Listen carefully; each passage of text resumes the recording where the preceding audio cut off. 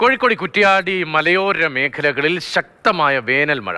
ശക്തമായ മഴയിലും കാറ്റിലും മരങ്ങൾ കടപുഴകി വീണു എന്നടക്കമുള്ള വിവരങ്ങളാണ് ഇപ്പോൾ മലയോരത്ത് നിന്ന് വരുന്നത്. കെ മധു ഉണ്ട്. മധു, ചുട്ടുപൊള്ളുന്ന ചൂടാണ്. 12 ജില്ലകളിൽ യെല്ലോ അലർട്ടാണ്. അതിനിടയിൽ ഒറ്റപ്പെട്ട മഴയ്ക്ക് സാധ്യതയുണ്ട് എന്ന കാലാവസ്ഥാ മുന്നറിയിപ്പും ഉണ്ടായിരുന്നു. കോഴിക്കോടിൻ്റെ മലയോരത്ത് കുറ്റ്യാടി ഉൾപ്പെടെയുള്ള മേഖലയിലെ ഇപ്പോഴത്തെ സ്ഥിതി എങ്ങനെയാണ്? രതീഷ്, കുറ്റ്യാടിയിൽ മാത്രമല്ല കോഴിക്കോട് മലയോര മേഖലയിൽ ഉടനീളം കടുത്ത മഴയാണ് ഉച്ചയ്ക്ക് ശേഷമുണ്ടായത്. കനത്ത മഴ ഒന്നും തീർന്നിരിക്കുന്നു. നാശനഷ്ടങ്ങളുടെ കണക്കെടുപ്പ് നടക്കുകയാണിപ്പോൾ. പ്രത്യേകിച്ചും മലയോര മേഖലയിൽ കുറ്റ്യാടിയുടെ മലയോര മേഖലകളായ മരുതങ്കര ഉൾപ്പെടെയുള്ള പഞ്ചായത്തുകളിലാണ് കടുത്ത മഴയുണ്ടായത്. നാദാപുരം മേഖലയിൽ കടുത്ത മഴയായിരുന്നു. താമരശ്ശേരി, മുക്കം മേഖലകളിലും നല്ല മഴ ഉച്ചയ്ക്ക് ശേഷം ലഭിച്ചു. കോഴിക്കോട് നഗരത്തിലും ഇപ്പോൾ നല്ല അത്യാവശ്യം ഭേദപ്പെട്ട മഴ കിട്ടുന്ന അവസ്ഥയാണ് ഇപ്പോഴുള്ളത്. പലയിടത്തും നല്ല മഴ, ചാറ്റൽ മഴയുണ്ട് എന്നുള്ള അവസ്ഥയാണ്. കഴിഞ്ഞ ദിവസങ്ങളിലൊക്കെ കടുത്ത ചൂടായിരുന്നു.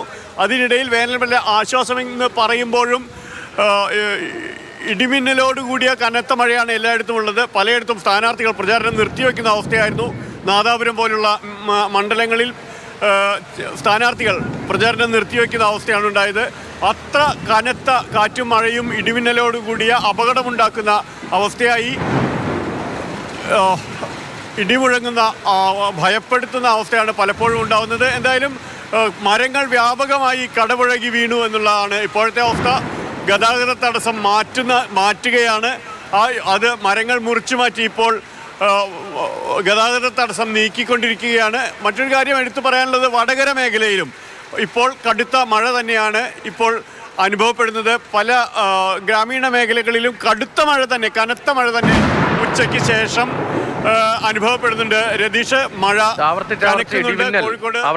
ഇടിമിന്നൽ ഉണ്ടാകുന്നു. വലിയ കാറ്റടിച്ചതിന്റെ ലക്ഷണങ്ങൾ ആ ദൃശ്യങ്ങളിൽ കാണുന്നുണ്ട്. അപകടകരമായ ഒരു സാഹചര്യമാണ്.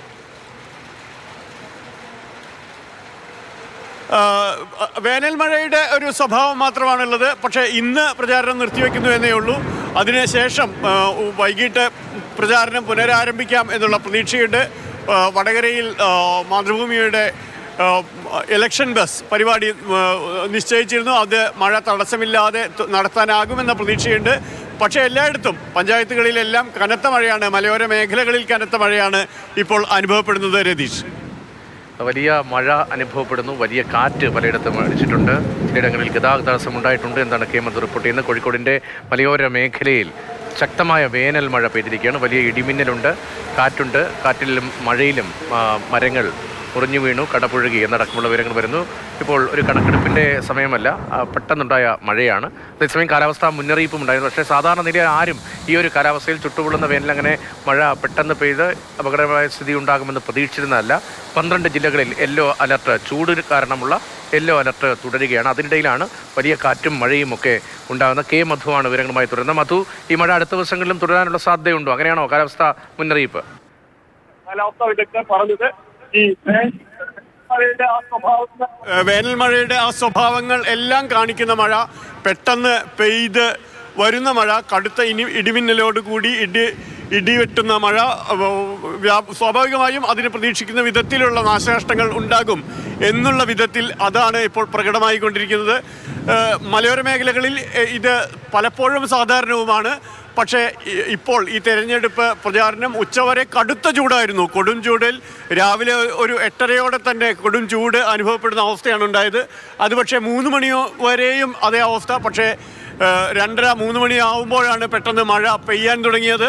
ഈ നേരത്തെ പറഞ്ഞ പഞ്ചായത്തുകളിലെല്ലാം, കുറ്റ്യാടിയുടെയും നാദാപുരത്തെയും മലയോര പഞ്ചായത്തുകളിലാണ് കടുത്ത വിധത്തിൽ മഴ പെയ്ത് ഇറങ്ങിയത്.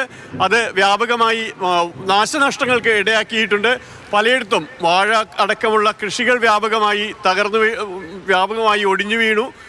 മരങ്ങൾ കടപുഴകി. നേരത്തെ പറഞ്ഞതുപോലെ തന്നെ എല്ലാ സ്ഥാനാർത്ഥികളും അതിനനുസരിച്ച് പ്രചാരണം പലപ്പോഴും നിർത്തിവെക്കുന്ന ഒരു അവസ്ഥയിലേക്കാണ് ഉച്ചയ്ക്ക് ശേഷമുണ്ടായത്.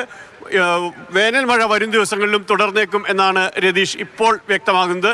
ഇത് എത്രത്തോളം രൂക്ഷമായിട്ടുണ്ട് എന്ന വിവരങ്ങളെല്ലാം പഞ്ചായത്തുകളിൽ നിന്ന് ഇനിയും വരാനിരിക്കുന്നതേ ഉള്ളൂ. രതീഷ്.